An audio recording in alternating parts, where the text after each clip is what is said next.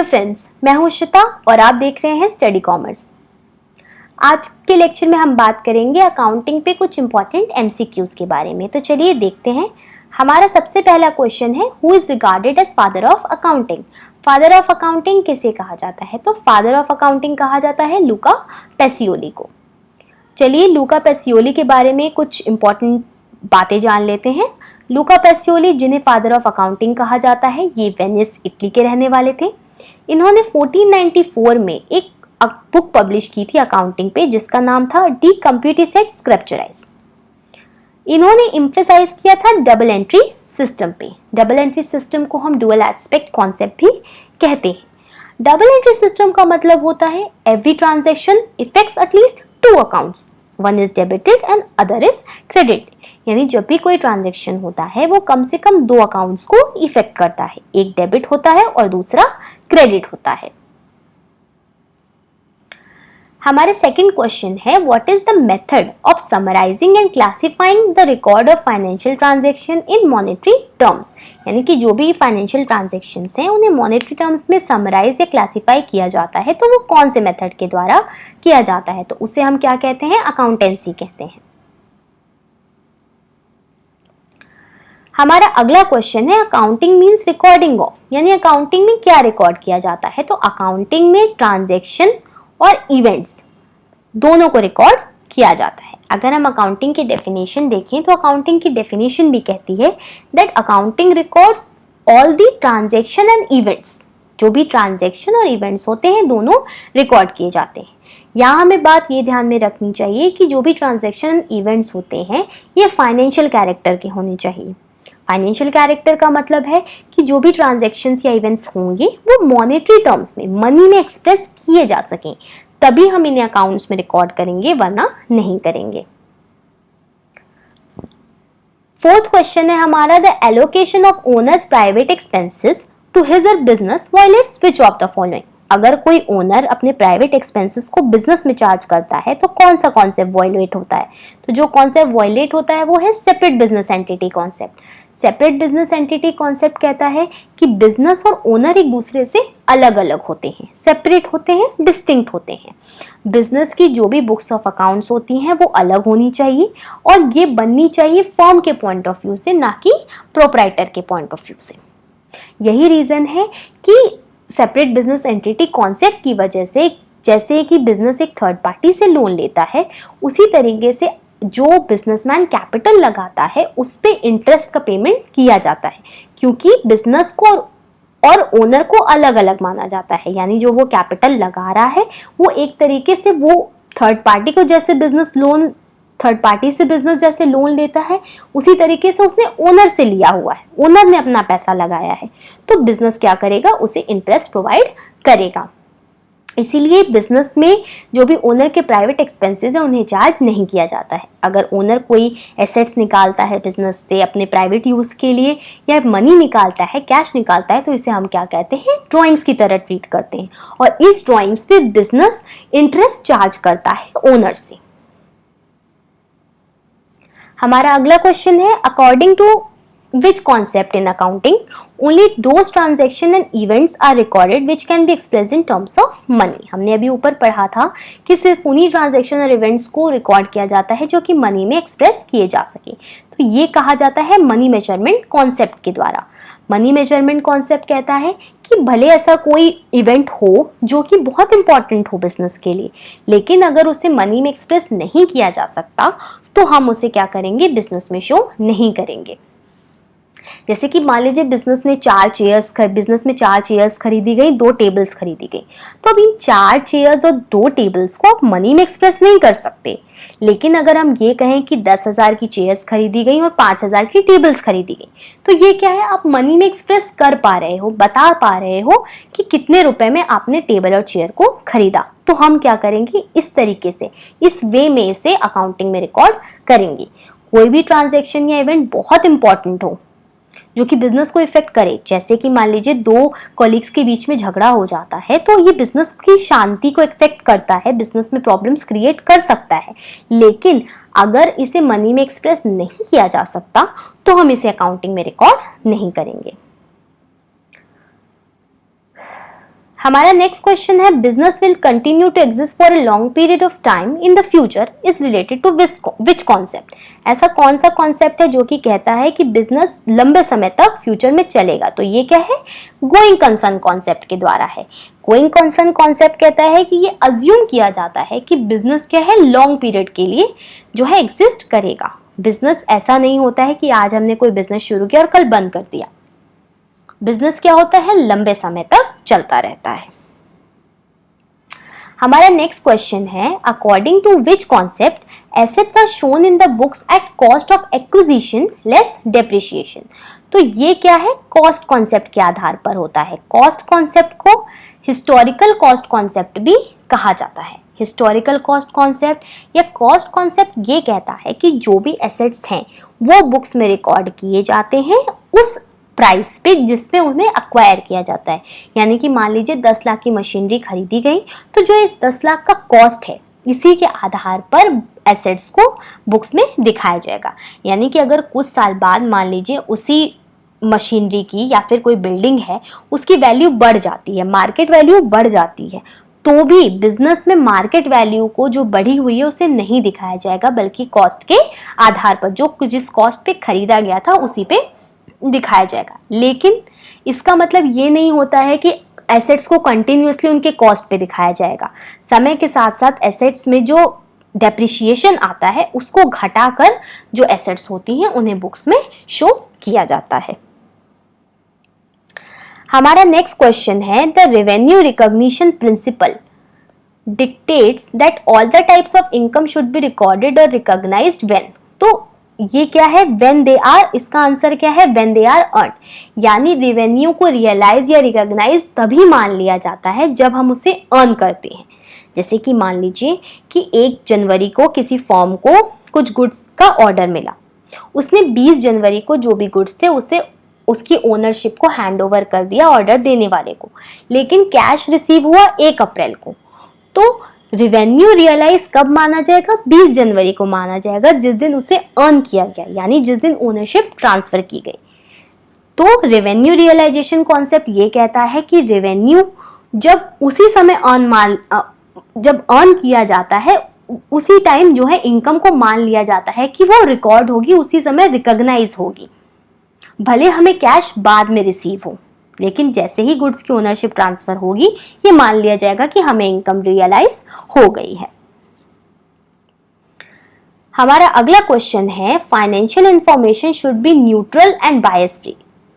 ये किसके आधार पर है? तो ये है ऑब्जेक्टिविटी कॉन्सेप्ट। ऑब्जेक्टिविटी कॉन्सेप्ट कहता है कि जो भी इंफॉर्मेशंस होती हैं वो क्या होती है? न्यूट्रल होनी चाहिए, बायस फ्री होनी चाहिए, कोई पर्सनल बायस नहीं होना चाहिए।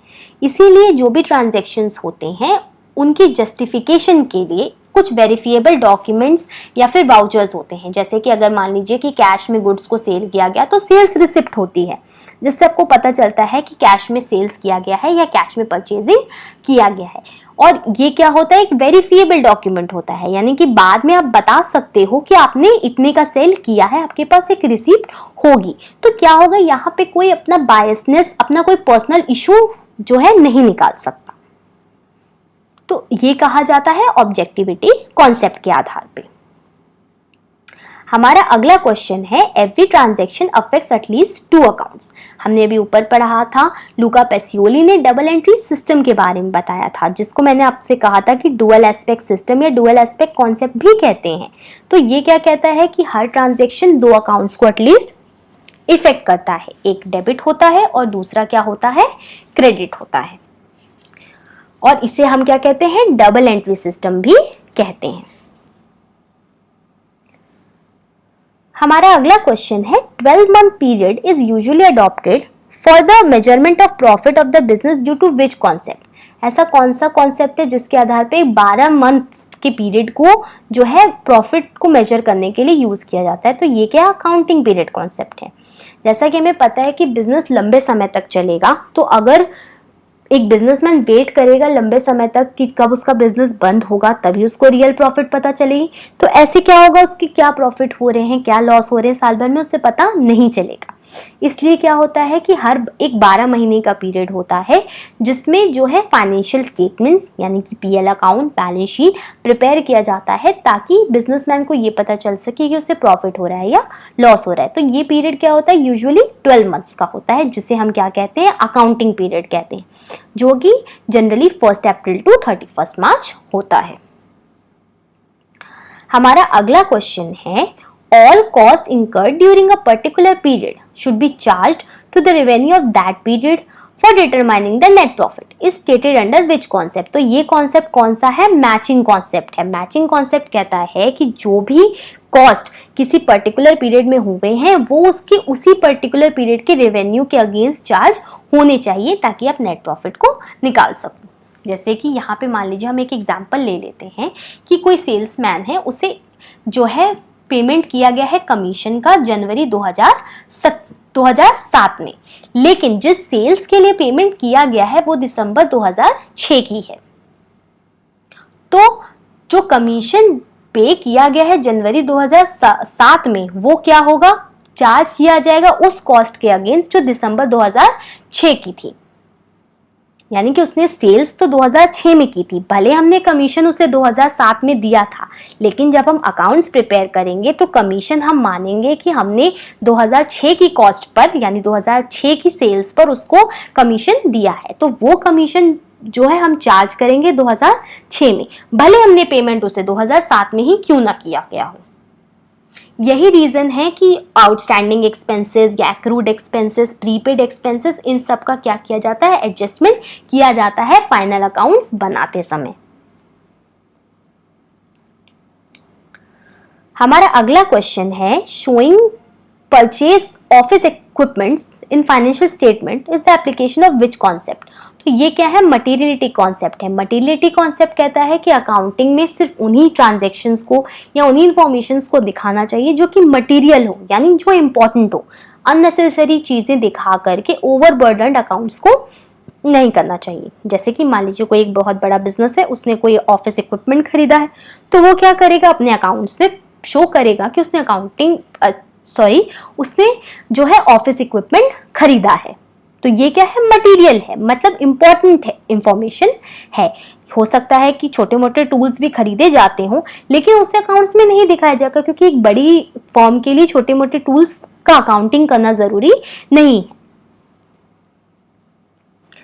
हमारा अगला क्वेश्चन है, विच concept dictates that revenue is recorded when sales are made or services are rendered and it is immaterial whether the cash is received or not। तो ये क्या है, एक्रूअल कॉन्सेप्ट है। एक्रूअल कॉन्सेप्ट कुछ हद तक क्या होता है, मैचिंग कॉन्सेप्ट ही होता है, मैचिंग कॉन्सेप्ट की तरह ही इसे माना जाता है, क्योंकि इसमें क्या कहा जाता है कि सेल्स, आप रेवेन्यू को रिकॉर्ड तभी करते हो जब आप सेल्स करते हो या सर्विस रेंडर करते हो, भले आपको कैश रिसीव हो या ना हो। उसी समय कैश भले हमें रिसीव ना हो, लेकिन अगर हमने किसी चीज की सेल कर दी या सर्विस रेंडर कर दी तो हम मान लेंगे कि हमें रेवेन्यू रिसीव हो गया। हमारा अगला क्वेश्चन है, the concept of separate entity is applicable to which of the following types of business. तो सेपरेट एंटिटी क्या होता है, हर तरीके के बिजनेस, भले ही सोल प्रोप्राइटर हो या पार्टनरशिप हो या कॉर्पोरेशन हो, हर किसी पे सेपरेट एंटिटी कॉन्सेप्ट लागू होता है। हमारा अगला क्वेश्चन है, accounting principle are divided in 2 types, they are. तो अकाउंटिंग प्रिंसिपल्स जो होते हैं वो 2 तरीके के होते हैं। पहला होता है अकाउंटिंग कॉन्सेप्ट्स और दूसरा होता है अकाउंटिंग कन्वेंशंस। अकाउंटिंग प्रिंसिपल्स में 2 ही चीजें आती हैं, अकाउंटिंग कॉन्सेप्ट्स और अकाउंटिंग कन्वेंशंस। अकाउंटिंग स्टैंडर्ड्स को अकाउंटिंग प्रिंसिपल में इंक्लूड नहीं किया जाता है। हमारा अगला क्वेश्चन है, due to which of the following contingent liabilities are shown in the balance sheet. तो ये क्या है, convention of full disclosure. Convention of full disclosure ये कहता है कि जो भी इंफॉर्मेशन है वो सही आपको डिस्क्लोज करनी चाहिए। आपको अकाउंटिंग में सारी इंफॉर्मेशन दिखानी चाहिए, कुछ भी छुपाना नहीं चाहिए। इसी का रीजन है कि कंटीजेंट लायबिलिटीज को बैलेंस शीट में तो जगह नहीं मिलती, लेकिन फुट नोट्स की तौर पर इनको जो है दिखाया जाता है। बैलेंस शीट के नीचे फुट नोट्स बनाए जाते हैं और उसमें दिखाया जाता है कि कंटीजेंट लायबिलिटी है, यानी कि कुछ कोई एक लायबिलिटी है जिसके लिए मान लीजिए केस चल रहा है कोर्ट में और वो बाद में हो सकता हो बिजनेस की लायबिलिटी बन जाए, तो ये क्या है, फुल डिस्क्लोजर है। तो जितनी भी इंफॉर्मेशंस होती है उसका फुल डिस्क्लोजर, पूरी तरीके से उसको डिस्क्लोज किया जाता है। हमारा अगला क्वेश्चन है, according to which of the following same accounting method should be use each year. तो ये क्या है, कन्वेंशन ऑफ कंसिस्टेंसी है। कन्वेंशन ऑफ कंसिस्टेंसी कहता है कि आपने अगर कोई एक अकाउंटिंग मेथड चुन लिया तो उससे हर साल आपको वही अकाउंटिंग मेथड यूज करना चाहिए। जैसे मान लीजिए कि अगर डेप्रिसिएशन है, एक साल में आपने स्ट्रेट लाइन मेथड से लगाया, दूसरे साल आपने रिटन डाउन से लगाया, तो जब भी आपको एक साल से दूसरे साल का बिजनेस में कंपैरिजन करना होगा तो वो फैसिलिटेट नहीं हो पाएगा। क्यों नहीं हो पाएगा? क्योंकि आपने हर साल अलग अलग अकाउंटिंग मेथड का इस्तेमाल किया है। इसीलिए जो कन्वेंशन ऑफ कंसिस्टेंसी है ये कहता है कि अकाउंटिंग में आपने जो एक मेथड चुन लिया, साल दर साल आप उसी मेथड को यूज करेंगे। Provision for doubtful debts is created in anticipation of actual bad debt due to which of the following। हमारा नेक्स्ट क्वेश्चन कह रहा है कि provision for bad and doubtful debts हम क्रिएट करते हैं तो वो किस कारण करते हैं, तो वो है कन्वेंशन ऑफ कंजर्वेटिज्म या प्रूडेंस। तो कन्वेंशन ऑफ कंजर्वेटिज्म या प्रूडेंस कहता है that all the anticipated losses should be recorded in the books of accounts but all the unrealised gains should be ignored. यानी कंजर्वेटिज्म या प्रूडेंस जो है एक तरीके की पॉलिसी है ऑफ प्लेइंग सेफ, यानी कि अगर आपके बिजनेस के कोई लॉसेस हैं जो हो सकते हैं उसके लिए हम पहले से ही प्रोविजन बना के रखते हैं, लेकिन अगर कोई गेन होने वाला होता है तो उसे हम अकाउंट्स में रिकॉर्ड नहीं करते हैं। यही रीजन है कि कोई भी बैड एंड डाउटफुल डेब्ट्स होता है तो उसके लिए पहले से प्रोविजन बना लिया जाता है कि इतना नुकसान तो हमारा होगा ही होगा। और जो क्लोजिंग स्टॉक होता है उससे क्या किया जाता है, उसकी कॉस्ट प्राइस या रियलाइजेबल वैल्यू, मार्केट वैल्यू या कॉस्ट प्राइस, उन दोनों में से जो भी कम होती है उसके आधार पर जो है क्लोजिंग स्टॉक को वैल्यू किया जाता है। ये सब होता है कन्वेंशन ऑफ प्रूडेंस या कंजर्वेटिज्म के आधार पर। नेक्स्ट क्वेश्चन है accrual concept is based on. तो हमने अभी ऊपर पढ़ा था कि अक्रूवल कॉन्सेप्ट और मैचिंग कॉन्सेप्ट क्या है, एक दूसरे पे बेस्ड होते हैं। दोनों में ही हमने जैसे मैचिंग कॉन्सेप्ट में देखा था कि जिस रेवेन्यू और कॉस्ट, जो एक साल के एक पर्टिकुलर ईयर की रेवेन्यू और कॉस्ट होती है उन्हें एक साथ चार्ज किया जाता है, भले ही आप अगले साल जाके कैश का पेमेंट करो। या फिर सेल्स है, सेल्स करते समय ही रेवेन्यू को मान लिया जाता है कि आपको रिसीव हो गया, भले ही आपको कैश कुछ दिन बाद रिसीव हो, but revenue is realised when sales is made और सर्विसेज इज रेंडर्ड। हमारा अगला क्वेश्चन है according to the convention of conservatism closing stock is valued at. तो हमने अभी ऊपर पढ़ा था कि कंजर्वेटिज्म का कन्वेंशन कहता है कि क्लोजिंग स्टॉक को वैल्यू किया जाता है कॉस्ट प्राइस और realisable value whichever is less. यानी it is a system, it is a policy of playing safe. इसलिए जो भी क्लोजिंग स्टॉक होगा उसे कॉस्ट प्राइस या उसकी मार्केट वैल्यू, जो भी उनमें से कम वैल्यू होती है उसके आधार पर क्लोजिंग स्टॉक को जो होता है वो वैल्यू किया जाता है।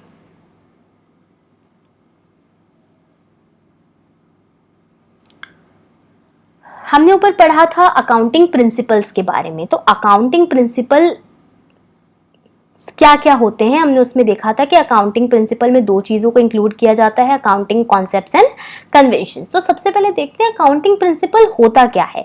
तो अकाउंटिंग स्टेटमेंट क्या होता है, डिस्क्लोज करती है profitability and solvency of the business to the various parties. जो भी अकाउंटिंग स्टेटमेंट्स है यानी पीएल अकाउंट या बैलेंस शीट प्रिपेयर किया जाता है, ये क्या होता है, प्रॉफिटेबिलिटी बताती है बिजनेस की to the various properties.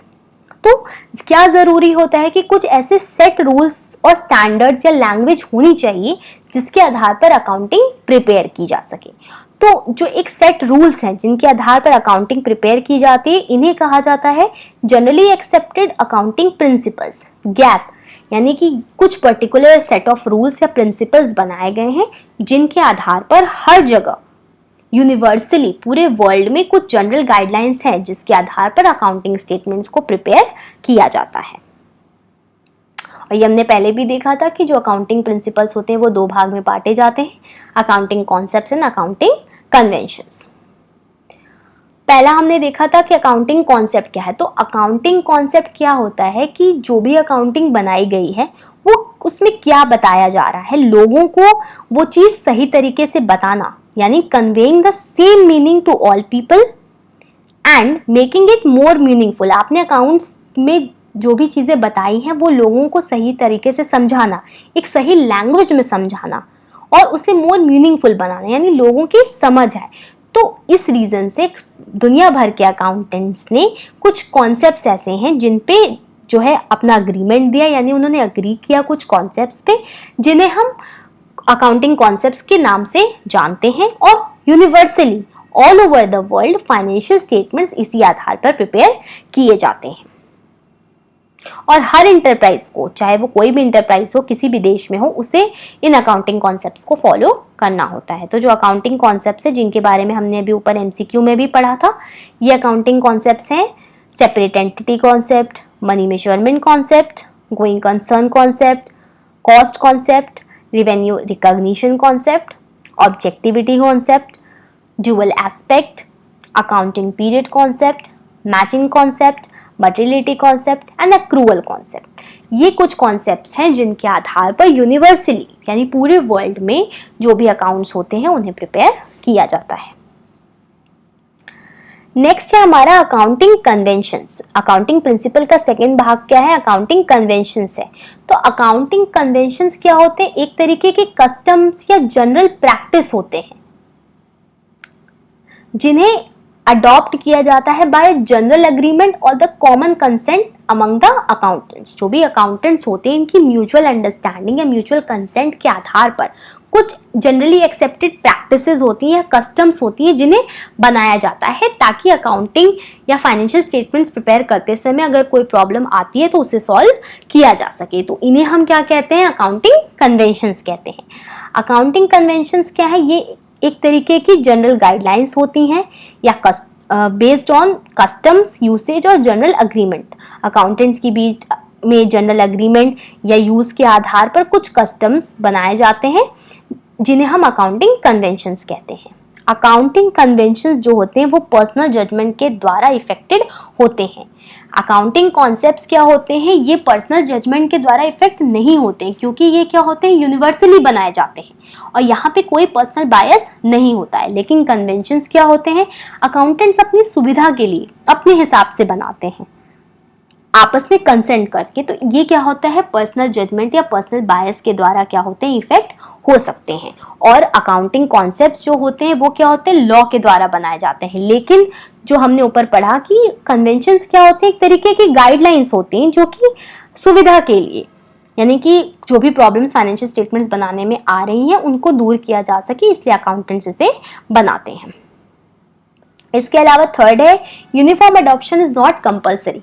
Accounting concept जैसा कि हमने पढ़ा था कि ये क्या होते हैं? यूनिवर्सली एक्सेप्टेड होते हैं, यानी कि पूरे वर्ल्ड में जितने भी अकाउंटिंग बनाई जाती है वो इन कॉन्सेप्ट्स के आधार पर बनाई जाती है। लेकिन कन्वेंशंस का क्या होता है? यूनिवर्सल अडॉप्शन जरूरी नहीं है या यूनिफॉर्म अडॉप्शन जरूरी नहीं है, ये सुविधा के लिए बनाया जाता है। अपने सबके अपने गाइडलाइंस या कस्टम्स हो सकते हैं अकाउंटिंग बनाने के लिए। कोई किसी कस्टम को मानता है, कोई किसी और कस्टम को मान सकता है। मेनली 4 तरीके के कन्वेंशंस हम पढ़ते हैं: convention of full disclosure, convention of conservatism और प्रूडेंस, कन्वेंशन ऑफ कंसिस्टेंसी और कन्वेंशन ऑफ मटेरियलिटी। इसके अलावा और भी कन्वेंशंस आपको अलग अलग किताबों में देखने को मिल सकते हैं, बट जनरली इन्हीं 4 कन्वेंशंस के आधार पर अकाउंटिंग्स प्रिपेयर की जाती हैं। होपफुली आप लोगों को ये वीडियो पसंद आया होगा। अगर आपको वीडियो पसंद आए तो हमारे चैनल को लाइक करें, शेयर करें, सब्सक्राइब करें और कमेंट करना ना भूलें। Thank you.